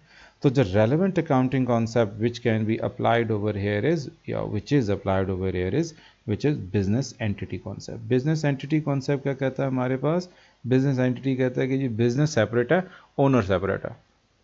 बिजनेस सेपरेट है, ओनर सेपरेट है। ओनर्स की एक्टिविटीज़ बिजनेस की एक्टिविटीज़ में इंक्लूड नहीं हो सकती और बिजनेस की एक्टिविटीज़ ओनर की एक्टिविटीज़ में इंक्लूड नहीं हो सकती, ठीक है। तो drawings are not added in expenses as they are related to owner of the business. Drawings क्योंकि बिजनेस का एक्सपेंस नहीं हो सकती। क्यों नहीं हो सकती बिजनेस का एक्सपेंस? बिकॉज वो ओनर का अपना पर्सनल एक्सपेंस है, ठीक है। And business and owner are separate from each other, और बिजनेस और ओनर जो है वो एक दूसरे से सेपरेट है. So drawings are subtracted from equity of the business, और फिर जो ड्राइंग्स हैं वो हम बिजनेस की इक्विटी में से, क्योंकि ओनर की इन्वेस्टमेंट है इक्विटी, हम वहाँ से फिर इसको माइनस करेंगे, हम वहाँ से फिर इसको माइनस करेंगे, सब्ट्रैक्ट करेंगे. ठीक है, तो रेलेवेंट कॉन्सेप्ट यहाँ पे अप्लाई होता है बिजनेस एंटिटी कॉन्सेप्ट. अब बिजनेस एंटिटी कॉन्सेप्ट के बाद हमारे पास 2 मार्क्स के लिए था ये पार्ट. अब थर्ड डी पार्ट आ गया स्टेट. अब स्टेट का मतलब है बस आपने बताना ही है, वो एक वर्ड भी हो सकता है, 2 वर्ड हो सकते हैं, 3 हो सकते हैं, कोई सेंटेंस भी हो सकता है. जस्ट स्टेट का मतलब आपने लिखना है, कोई एक्सप्लेनेशन की ज़रूरत नहीं है फर्दर. तो state 2 reasons Y H may have chosen not to maintain full accounting records, कि उसने क्यों ऐसा चूज़ किया कि यार मैं फुल अकाउंटिंग रिकॉर्ड्स नहीं बनाता. ठीक है, वो क्यों नहीं बना सका या क्यों नहीं बना रहा, उसने क्यों ऐसा फैसला किया. So there are multiple answers for that. कुछ एक दो आपके लिए लिखे हैं. Cost of maintaining books of accounts may be high, कि यार बुक्स ऑफ अकाउंट्स बनाना, मेंटेन करना, अकाउंटेंट को हायर करना, ये सारे काम करना शायद उसके लिए एक्सपेंसिव होगा. Number 2 point, lack of expertise. Lack of expertise मतलब शायद उसके पास कोई एक्सपर्टीज़ नहीं है, कोई एक्सपर्ट बंदा नहीं है, शायद वो खुद भी एक्सपर्ट नहीं है, तो इस वजह से शायद वो फाइनेंशियल रिकॉर्डिंग को नहीं कर पा रहा. तो lack of experience in knowledge in financial recording, ये हमारे पास इसका सेकंड पॉइंट हो सकता है. So this part was for 2 marks. अब थ्योरेटिकल पोर्शन भी हमारे पास पेपर 2 के अंदर है, जो कि आपने अच्छे तरीके से उसको अटेम्प्ट करना. और एक पार्ट तो 7 मार्क का ये लास्ट वाला आता ही आता है. 7 मार्कर एक हमारे पास इस क्वेश्चन नंबर 1 में होगा ही होगा, और वो भी एडवाइस का यानी कि ओपिनियन का होगा, एवेलुएशन का होगा. ठीक है, एवेलुएटिव पार्ट होगा, 7 मार्क का, उसको अच्छे तरीके से देखना है. 7 marks create a lot of difference in your final grading. अब क्या कहते हैं जी, H has now decided that he will need to maintain more detailed accounting records. वो मोर डिटेल्ड अकाउंटिंग रिकॉर्ड्स बनाने का सोच रहा है कि यार चलो बना ही लेते हैं मोर detailed accounting records. He is considering using computerised accounting system. वो कंप्यूटराइज्ड अकाउंटिंग सिस्टम को वो लेके आना चाह रहा है. अब हमारे पास आप अगर कैम्ब्रिज का सिलेबस उठा के देखेंगे तो उसने कुछ थ्योरेटिकल टॉपिक्स रखे हुए हैं बीच में, कि जिससे वो थ्योरी पूछा करेगा. ठीक है, जैसा कॉन्सेप्ट्स हैं और भी कुछ चीज़ें. तो उसके अंदर जो हमारे पास लेटेस्ट को 2-4 चीज़ें जो उसने इंक्लूड की हुई हैं, उसमें ये कंप्यूटराइज्ड अकाउंटिंग सिस्टम है, बजटरी कंट्रोल है, यानी कि उसकी इंफॉर्मेशन, एडवांटेजेस डिसएडवांटेजेस, उसके बारे में इंफॉर्मेशन है, और कुछ थ्योरेटिकल पॉइंट ऑफ व्यू से उसने कुछ टॉपिक्स आइडेंटिफाई किए हुए हैं. तो it is from one of those topics. ठीक है, वो कहता है यार मैं अकाउंटिंग सिस्टम कंप्यूटराइज चलाना चाहता हूँ. ठीक है, तो एडवाइज एच वेदर और not he should use computerised accounting system. Justify your answer, justification देनी है, considering advantages and disadvantages of computerised accounting system. तो आपने जस्टिफिकेशन देनी है, ठीक है, कंप्यूटराइज्ड अकाउंटिंग सिस्टम की. तो इस किस्म के क्वेश्चन को, एवेल्युएटिव क्वेश्चन को, जिसमें आपके पास 7 मार्कर क्वेश्चन होता है, तो इसको नॉर्मली हम डील क्या करते हैं, हमारे पास एडवांटेजेस डिसएडवांटेजेस, 2-2 3-3 एडवांटेजेस डिसएडवांटेज देने हैं. ठीक है, और हमने एक एवेल्युएशन देनी है. ठीक है, वो 2 मार्क्स की एवेल्युएशन होगी. 1 मार्क अगर आप इसका नॉलेज का रख लें यहाँ पे, तो फिर उसके बाद 2 मार्क्स की एडवांटेजेस हो गए, फिर 2 मार्क्स के डिसएडवांटेजेस हो गए, और फिर 2 मार्क्स का एवेल्युएशन हो गया. फिर 2 मार्क्स की एवेल्युएशन होगी. 1 मार्क का नॉलेज हो गया. ठीक है, 2 मार्क्स एडवांटेजेस के हो गए, 2 मार्क्स फिर हमारे पास डिसएडवांटेजेस के हो गए, और फिर 2 मार्क्स एवेल्युएशन के हो गए. तो इस ग्रेडिंग को अगर आप इस ब्रेकअप को अपने जहन में रख के आंसर बनाएंगे, तो जस्ट लाइक अगर बिजनेस के स्टूडेंट्स हैं जिस तरह वो अपना आंसर बना रहे होते हैं, इकोनॉमिक्स वाले बना रहे होते हैं, तो ये उसी पैटर्न पे आपका आंसर बनेगा और आपके मैक्सिमम मार्क्स स्कोर करने के चांसेस बनेंगे. ठीक है, अब क्या इसका कोई एक बेहतर आंसर लिखने की कोशिश की है, बिकॉज मार्किंग स्कीम अभी नहीं हम इसको जो अपनी तरफ से लिख सकते हैं लिखा है, might be different from marking scheme आने वाले टाइम में. H has decided to keep detailed accounting records with the help of computerised accounting system in his retail store. Retail store को इसलिए मेंशन किया, ये इसकी एप्लीकेशन है, यानी कि बिजनेस के स्टूडेंट्स एप्लीकेशन के पॉइंट ऑफ व्यू के जानते हैं, क्योंकि हमने स्टेम में से आंसर यहाँ पे लिखना होता है। ठीक है, अब computerised accounting system makes book keeping more accurate, ठीक है, एडवांटेज है, and fast, calculations are done automatically with reduces human error. खुद से कंप्यूटराइज्ड अकाउंटिंग सिस्टम सारी प्रोसेसिंग करता है, सारे काम करता है, सब कुछ प्रोसेस करता है और ह्यूमन एरर को कम से कम रखता है। It is easier to store and retrieve large amount of data, और ये large amount of data easier है इसको रिस्टोर करना और इसको हैंडल करना। ठीक है, these are the some the advantages. फिर उसके बाद एडवांटेजेस के बाद हमने डिसएडवांटेजेस देने हैं। However the cost of computer equipment, however the cost of computer equipment is fairly high. The cost of computer equipment is fairly high. He also has to train his employees. Computer equipment लेना पड़ेगा, वो expensive होगा। ठीक है, उसको अपने employees को train भी करना पड़ेगा। So employ how to use computerised accounting system, कि कंप्यूटराइज्ड अकाउंटिंग सिस्टम को लेने के लिए, यूज़ करने के लिए they have to train their employees as well. ठीक है, it also got the risk of data loss, यानी कि डिसएडवांटेज है कि यार डाटा लॉस भी हो सकता है, ये डाटा लॉस भी हो सकता है। ठीक है, सिक्योरिटी ब्रीच भी हो सकती है। ठीक है, सिक्योरिटी ब्रीच भी हो सकती है, हार्डवेयर ब्रेकडाउन हो सकता है। ठीक है, हमारे पास हैकर्स हो सकते हैं, वो डाटा भी वहाँ से ले सकते हैं। सो ये कुछ डिसएडवांटेजेस हैं हमारे पास।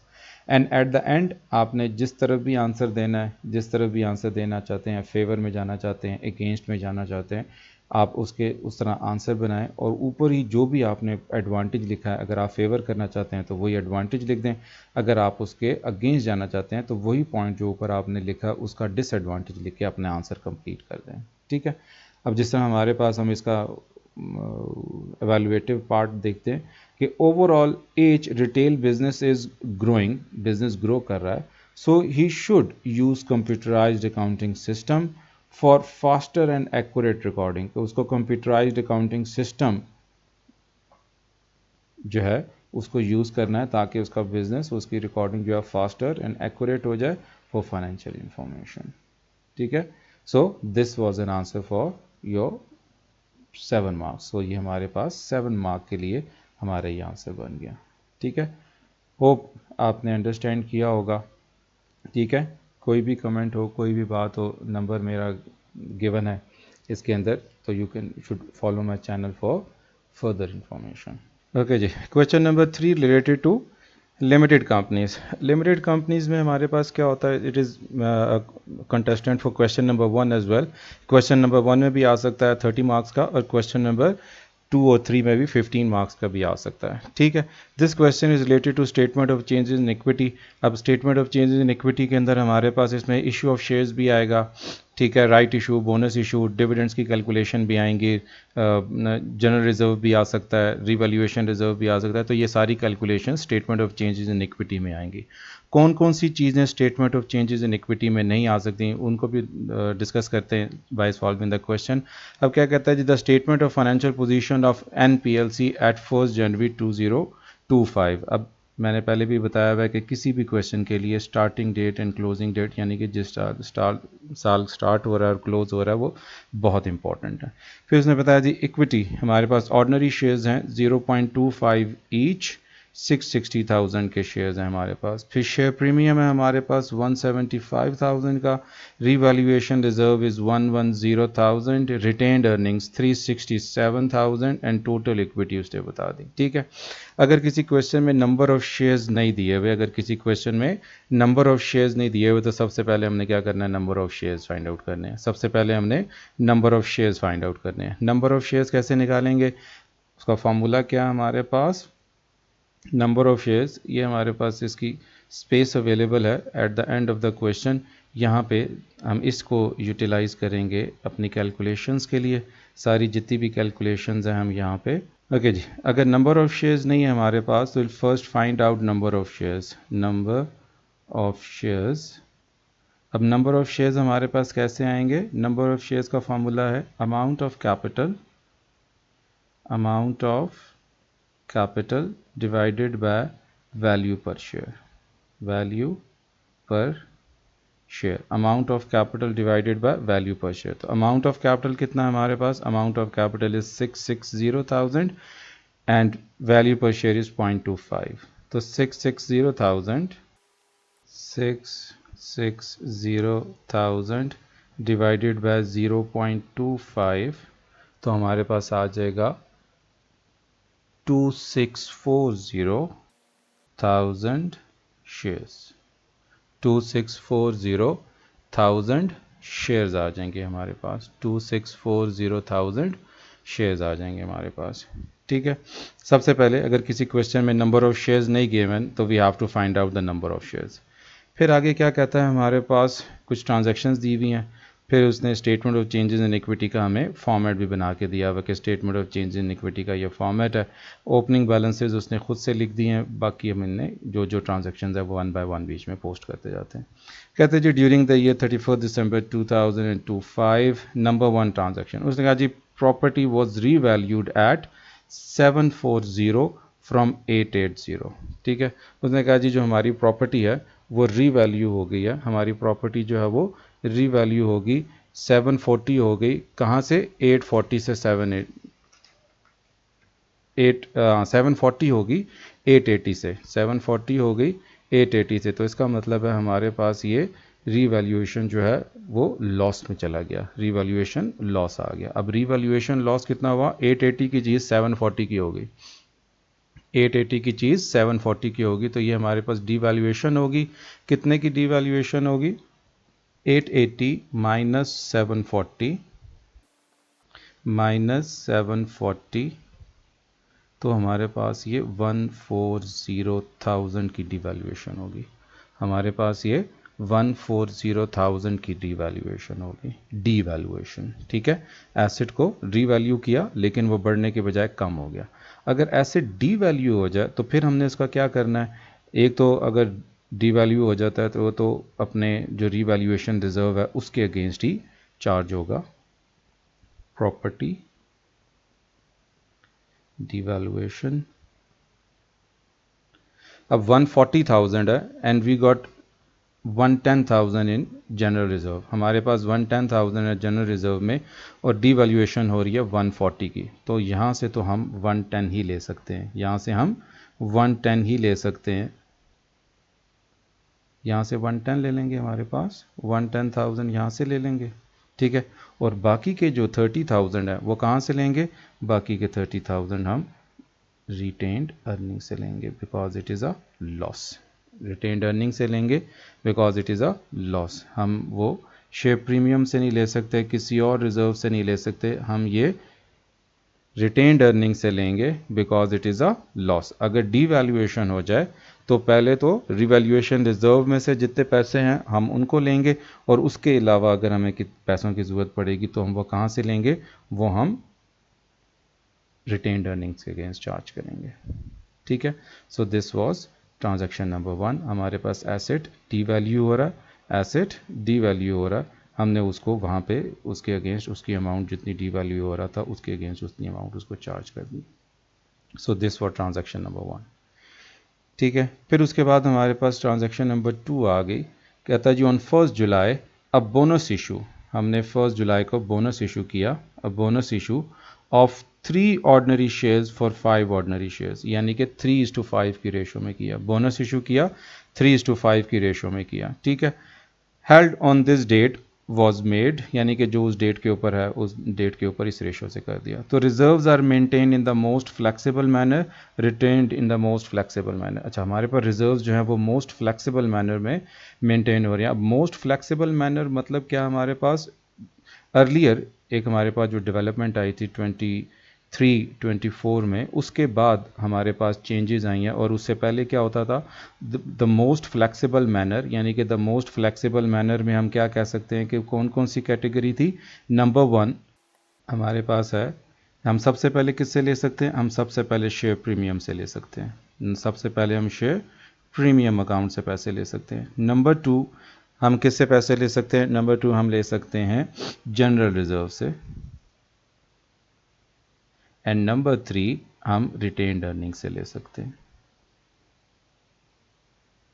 2023-24 से पहले के जो पेपर्स हैं उसमें हम यहाँ पे एक और कैटेगरी जो रीवैल्यूएशन रिजर्व था वो भी आता था, लेकिन पुराने पेपर्स में देखेंगे आपके रीवैल्यूएशन रिजर्व से भी बोनस इशू के पैसे लिए हुए होंगे, लेकिन अब जो नई डेवलपमेंट है, लेटेस्ट डेवलपमेंट, उसमें हम रीवैल्यूएशन रिजर्व से हम इसके पैसे नहीं ले सकते। हम रीवैल्यूएशन रिजर्व से बोनस इशू के पैसे नहीं ले सकते। ठीक है, रीवैल्यूएशन रिजर्व से हम बोनस इशू के पैसे नहीं ले सकते। ठीक है, अब हमने क्या करना है, कैलकुलेट करते हैं कि यार हमारे पास बोनस इशू हो कितना रहा है, हमारे पास बोनस इशू हो कितना रहा है। तो कितनी अमाउंट बनेगी हमारे पास बोनस इशू की, देख लेते हैं। नंबर ऑफ शेयर्स कितने हैं हमारे पास, नंबर ऑफ शेयर्स क्वेश्चन में बताया उसने कि नंबर ऑफ शेयर्स हमारे पास हैं 260, बोनस इशू 2,640,000 शेयर्स हैं हमारे पास, और बोनस इशू हो रहा है 3:5 की रेशो में। बोनस इशू हो रहा है 3:5 की रेशो में, 3 फॉर एवरी 5 हेल्ड, तो 3:5 की रेशो होगी।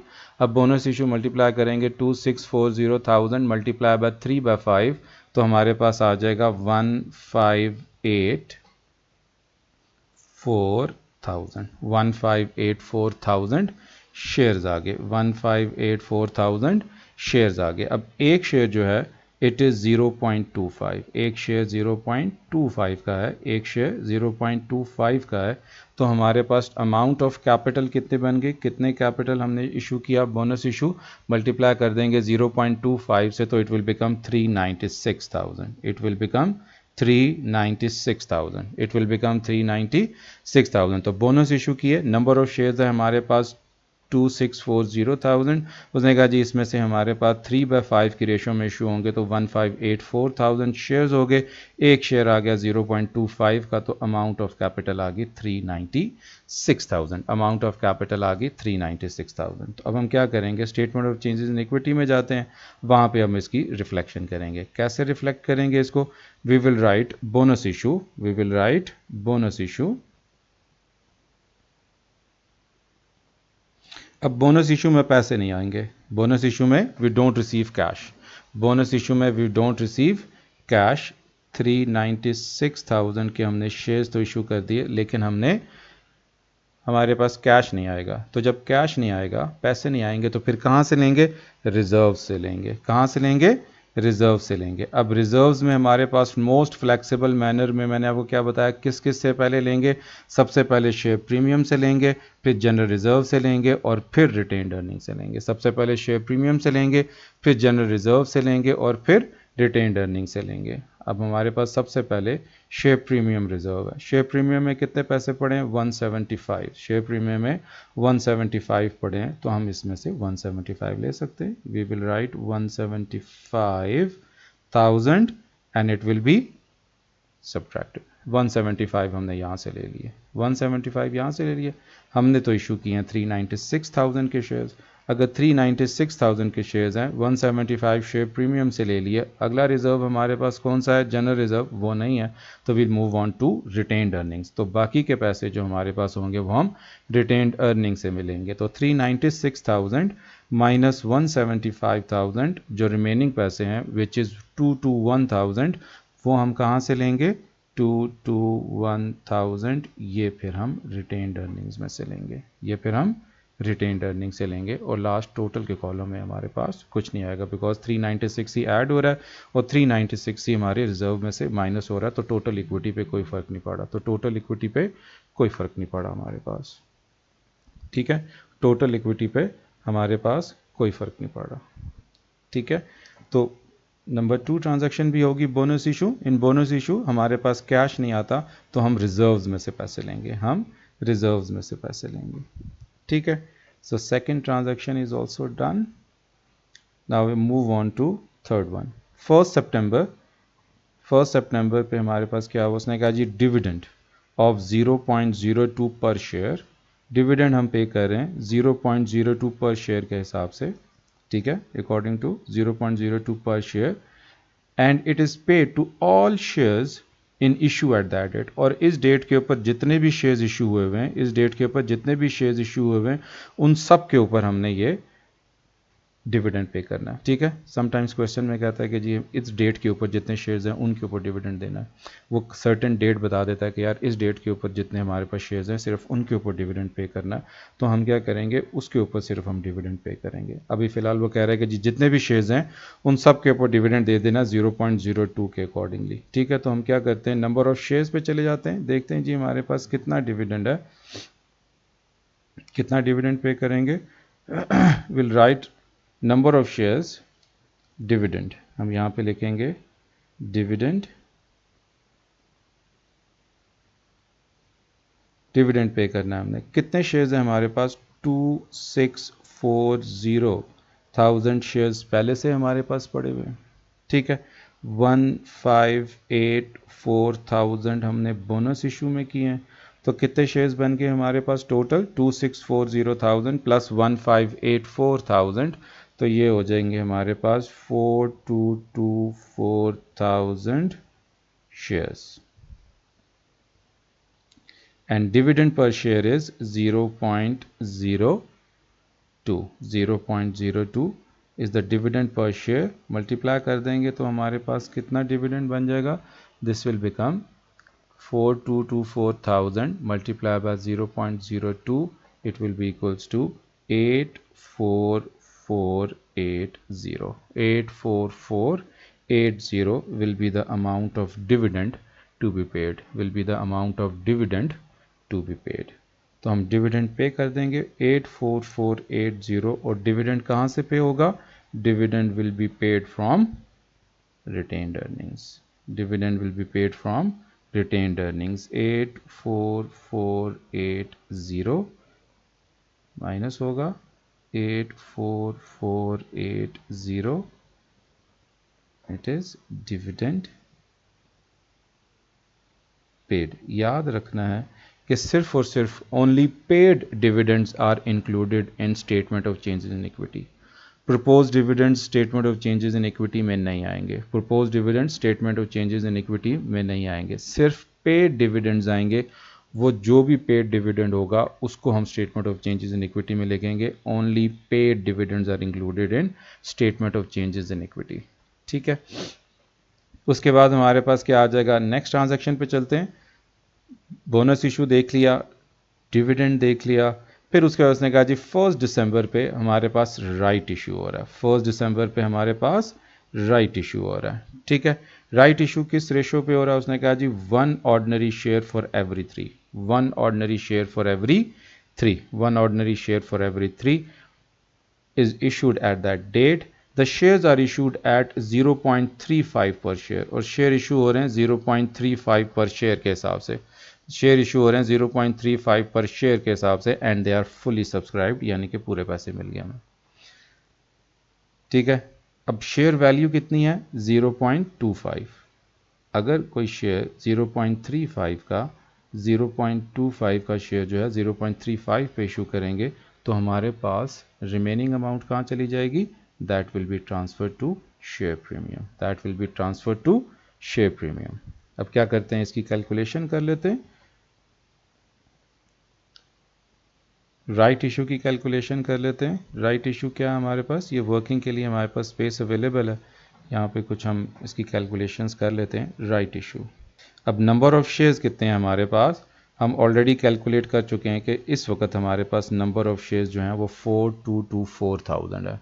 4224,000 है number of shares. Her transaction के बाद जितने भी नंबर ऑफ शेयर्स हैं उनको हम अपडेट करेंगे, हर ट्रांजैक्शन के बाद नंबर ऑफ शेयर्स को अपडेट करेंगे। तो करंटली हमारे पास कितने शेयर्स हैं, 4224,000 शेयर्स हैं हमारे पास। अब राइट इशू के लिए उसने क्या था, right issue is done at the ratio of 143 की रेशो से हो रहे हैं। तो 4224,000 शेयर्स मल्टीप्लाई बाय 1/3, तो हमारे पास क्या आ जाएगा number of shares, it will be 1408,000, 1408,000 shares आ जाएंगे, 1408,000 शेयर्स आ जाएंगे। ठीक है, अब इसी अमाउंट ऑफ शेयर्स को हमने क्या करना है, कैपिटल में, शेयर कैपिटल में जो पैसे जाएंगे वो कितने जाएंगे, number of shares into face value, और शेयर प्रीमियम में कितने पैसे जाएंगे, द डिफरेंस जो हमारे पास डिफरेंस होगा, एक्स्ट्रा मनी होगी, वो शेयर प्रीमियम में जाएगी। लाइक 1408,000 मल्टीप्लाई बाय 0.25, ये तो चला जाएगा हमारे पास कैपिटल में, और शेयर प्रीमियम में कितने जाएंगे, 1408,000 multiply by 0.10, the extra money, क्योंकि शेयर कितने पे इशू हो रहे हैं, हमारे पास शेयर की फेस वैल्यू है 0.25। Face value is the value which is written on the document of the, या जो किसी भी डॉक्यूमेंट के ऊपर जो वैल्यू लिखी हुई है वो उसकी फेस वैल्यू है, ठीक है। लेकिन ये इशू कितने पे हो रहा है, 0.35 पे हो रहा है। तो इन दोनों का जो डिफरेंस है वो 0.10 है, that will be going to share premium account. अब इसको कैलकुलेट कर लेते हैं, कितना बन जाएगा, 1408,000 मल्टीप्लाई बाय 0.25 कितना बन जाएगा हमारे पास, इट विल बिकम 352,000, ठीक है। और दूसरा हमारे पास कितना बन जाएगा, 1408,000 मल्टीप्लाई बाय 0.10, तो ये हो जाएगा 140,800, 140,800। अब इन्हीं को हम statement of changes in equity में ट्रांसफर कर देंगे। कितना आ जाएगा हमारे पास, will write right issue, we will write right issue, right issue, right issue. अब राइट इशू कितना आ गया हमारे पास, शेयर कैपिटल में कितने चले गए, 352,000, ये ट्रांसफ़र हो गया।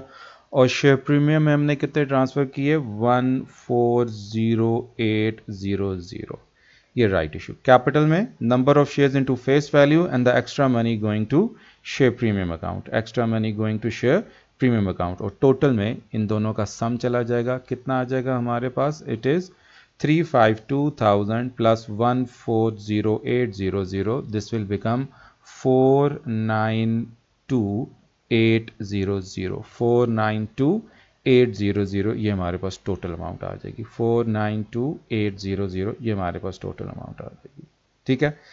बोनस इशू, कैश नहीं आएगा, we will take money from reserves, we will take money from reserves. Right issue में पैसे आएंगे, और अगर डिफरेंस है, एक्स्ट्रा मनी है, वो शेयर प्रीमियम में जाएगी। Any amount receive more than the face value will be transfer to share premium account. फिर उसके बाद लास्ट ट्रांजेक्शन आ गई हमारे पास, ये भी हमने हैंडल कर लिया। प्रॉफिट फॉर द ईयर, कहता है जी profit for the year is 92500, 92500। तो प्रॉफिट फॉर द ईयर हमारे पास एंड पे लिख देंगे, प्रॉफिट फॉर द ईयर। और ये जो normally profit for the year होता है, ये हमारे पास प्रॉफिट आफ्टर इंटरेस्ट होता है, ये हमारे पास प्रॉफिट आफ्टर इंटरेस्ट होता है, ये हमारे पास प्रॉफिट आफ्टर इंटरेस्ट होता है, ठीक है। हम इंटरेस्ट जो है वो statement of changes in equity में नहीं लेके आते। तो यहाँ पे आ जाएगा 92500, 92500। अब हम इसको यहाँ पे टोटल कर लेंगे, सारी ट्रांजैक्शंस हो गई हैं, ऑल ट्रांजैक्शंस आर कंप्लीट।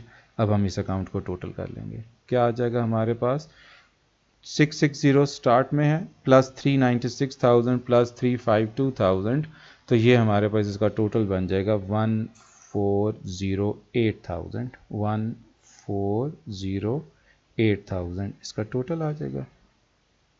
फिर शेयर प्रीमियम अकाउंट का टोटल कैसे आ जाएगा, 175 थे, 175 बोनस इशू में चले गए, बाकी बच गए 140,800, वो यहाँ पे आ जाएंगे 140,800। रिवैल्यूएशन रिजर्व में कुछ भी नहीं है, रिटेन्ड अर्निंग का बैलेंस बन जाएगा 367,000 minus 30,000 minus 2210,000 minus 84480 plus 92500, so the total will be 124,020, 124,020। अब टोटल कर लेंगे इसका, यहाँ पे भी टोटल, और ये इधर भी ट्रांसफ़र होगा 92500। अब इसको हॉरिजॉन्टली करें, वर्टिकल करें, इसका आंसर सेम आना चाहिए। इसको ऐड अप कर लेते हैं, तो 131,200 प्लस माइनस 140,000 माइनस 84480 प्लस 492,800 92500, तो ये हमारे पास टोटल आ जाएगा 167,2,820, 167,2,820, तो ये हमारे पास इसका ग्रैंड टोटल आ जाएगा, ठीक है। सो कौन कौन सी ट्रांजैक्शन थी इसमें हमारे पास? डीवैल्यूएशन हमने उसको भी देख लिया, बोनस इशू को भी देख लिया, डिविडेंड पेड था उसको भी इंक्लूड कर लिया, राइट इशू को भी कर लिया, और प्रॉफिट फॉर द ईयर था उसको भी इंक्लूड कर लिया, और हमने टोटल कर लिया। ठीक है, तो ये हमारे पास इसकी statement of changes in equity आ गई। ये हमारे पास statement of changes in equity आ गई। आफ्टर दैट अब हमने क्या करना है कि थ्योरेटिकल पार्ट देखते हैं। थ्योरेटिकल पार्ट क्या है? बी है, ए पार्ट वो statement of changes in equity है। बी पार्ट में कहता है explain to advantages to a company of making a right issue of shares rather than new issue of shares. के right issue के benefits आपने बताने हैं over new issue of shares. ठीक है, आपने अक्सर नॉर्मली हमारे पास क्वेश्चंस में देखते हैं बच्चे डिफरेंट किस्म का आंसर दे देते हैं कि क्वेश्चन देखना है कि वो पूछ क्या रहा है, किसको किसके ऊपर आपने किसके बेनिफिट किसके ऊपर पूछ रहा है वो। ठीक है, अब वो कई दफ़ा पूछ रहा होता है कि पार्टनरशिप के एडवांटेज देने हैं सोल ट्रेडर के ऊपर, तो बच्चे जो हैं वो सिंपल पार्टनरशिप का कोई सा भी एडवांटेज देते हैं, लेकिन हमने उसको कंपैरिजन करना है किसके साथ? सोल ट्रेडर के साथ उसका कंपैरिजन करके देना है। तो यहाँ पे राइट इशू को हमने न्यू इशू के साथ कंपैरिजन करना है। राइट इशू क्या है? When shares are issued to the existing share holders, ये राइट इशू है। न्यू इशू क्या है? When shares are issued to general public, यानी कि सबको हम जब को नए शेयर्स इशू करेंगे वो न्यू इशू होगा। ठीक है, अब क्या एडवांटेजेस हैं? अब in right issue shares are issued to existing share holders, existing share holders को शेयर इशू करते हैं। So it doesn't require any promotional cost and can be directly communicated to existing share holders. यानी कि हमने अगर right issue करना है तो हमारे पास ऑलरेडी वो लोग जिनके पास ऑलरेडी शेयर्स हैं उनके कॉन्टैक्ट्स हैं हमारे पास, हम उनको डायरेक्ट अप्रोच कर सकते हैं, डायरेक्ट सेल कर सकते हैं उनको, तो हमें एडवर्टाइजमेंट करने की और इन सारी चीज़ों की कॉस्ट नहीं पड़ेगी। ठीक है, so making it more cost effective, तो वो हमारे लिए कॉस्ट इफेक्टिव होगा। तो फर्स्ट एडवांटेज इज कि अगर हम राइट इशू करेंगे तो ये हमारे लिए कॉस्ट इफेक्टिव होगा, because you don't have to make any advertisement arrangement, किसी को बताने की ज़रूरत नहीं पड़ेगी जनरल पब्लिक को, आप अपने एग्जिस्टिंग शेयर होल्डर्स को ही डायरेक्टली कम्युनिकेट कर सकते हैं। सेकेंड एडवांटेज क्या है हमारे पास कि राइट इशू जब आप डायरेक्टली अपने एग्जिस्टिंग शेयर होल्डर्स को इशू करेंगे, right issues are offered to existing share holders which will allow them to retain the ownership in their own hands, क्योंकि शेयर होल्डर्स ऑलरेडी हैं, एग्जिस्टिंग शेयर होल्डर्स हैं, उन्हीं को आप shares दे देंगे तो उनके पास ही ओनरशिप रहेगी। लेकिन आप अगर किसी और को, जो बायर के लोग हैं, उनको जनरल पब्लिक को शेयर्स इशू कर देंगे तो फिर क्या होगा? ओनरशिप दूसरे लोगों के पास भी कुछ चली जाएगी और वो फिर जो डिस्ट्रीब्यूशन है शेयर्स की वो भी डिफरेंटिएट हो सकती है। So to the new issue which may allow shares to be issued to general public, और जो जनरल पब्लिक है उसको न्यू इशू करने के बजाय आप अपने एग्जिस्टिंग शेयर होल्डर्स को दे देंगे तो ओनरशिप भी उनके पास ही रिटेन रहेगी, किसी और के पास नहीं जाएगी। So this was 2 marks maximum for each part, 2 marks maximum for each part. फिर एडिशनल इन्फॉर्मेशन आ गई हमारे पास। एडिशनल इन्फॉर्मेशन में कहता है जी directors are considering creating a general reserve, directors consider कर रहे हैं कि यार हम एक जनरल रिजर्व ही क्यों ना क्रिएट कर लें, हम जनरल रिजर्व क्यों ना क्रिएट कर लें। अब जनरल रिजर्व क्या है? General reserve is a reserve which is created from the profits of the business, यानी कि बिजनेस के प्रॉफिट में से क्रिएट करेंगे इसको, it is known as general reserve. ठीक है, explain one reason for creating a general reserve, कि जनरल रिजर्व को हम क्यों बनाएंगे। ठीक है, मैक्सिमम ऑफ 2 मार्क्स। सो क्यों बनाएंगे हम? तो general reserve is a reserve extracted from profit which can be available in future to fulfill any financial need, यानी कि आने वाले टाइम में हमारे पास ये पैसा होगा तो हम किसी भी टाइम पे कोई भी फाइनेंशियल नीड यहाँ से हम अपनी पूरी कर सकते हैं। ठीक है, और may also be utilized, this general reserve can also be utilized to pay dividends, इसको हम डिविडेंड्स के पे करने के लिए भी इस्तेमाल कर सकते हैं। हम इसको डिविडेंड्स को पे, कंपनी के पास कम पैसे हैं, ठीक है, प्रॉफिट कम हुआ तो हम अपने शेयर होल्डर्स को डिविडेंड्स भी पे कर सकते हैं यहाँ से। ठीक है, so it is a part of distributable fund, because हम इसमें से डिविडेंड भी दे सकते हैं, बिकॉज ये किसका हिस्सा है? It is a part of distributable fund, वो फंड जो कि हम डिविडेंड के लिए डिस्ट्रीब्यूट कर सकते हैं उसमें होगा। तो कौन सा जो फंड है जो हम डिस्ट्रीब्यूटेबल, यानी कि कौन सा रिजर्व है जो कि हमारे डिस्ट्रीब्यूटेबल का हिस्सा नहीं होता? That is revaluation reserve and share premium reserve. ये दोनों रिजर्व जो हैं इसको हम डिविडेंड देने के लिए इस्तेमाल नहीं कर सकते। इन दोनों रिजर्व्स को हम डिविडेंड देने के लिए यूज नहीं कर सकते। Asset revaluation reserve and share premium reserve cannot be utilized to pay dividends, cannot be utilized to pay dividend. General reserve and retained earnings only can be utilized to pay dividend. So they are part of distributable fund. वो distributable fund का हिस्सा होंगे. So this was question number 3. Now we move on to question number 4.